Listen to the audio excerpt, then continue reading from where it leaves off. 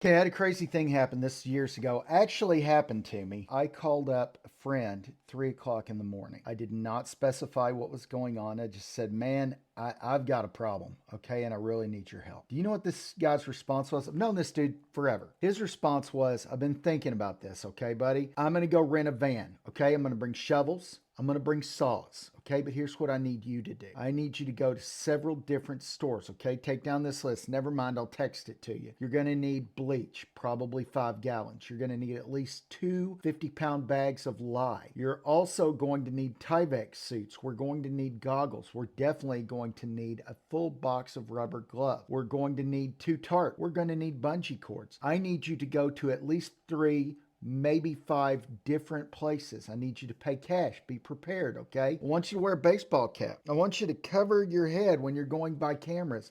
I do not want anybody to be able to recognize you, okay? I know you're freaked out, but we're going to get this figured out, okay? Don't even worry about it. It's not going to be an issue. I stopped him. I said, man, I appreciate you more than I can possibly say. My car broke down, man. The battery's dead. I just need you to pick me up. I'm on the side of the road, okay? Can't ask for better friends than that. All right? Tell your dog I said hi.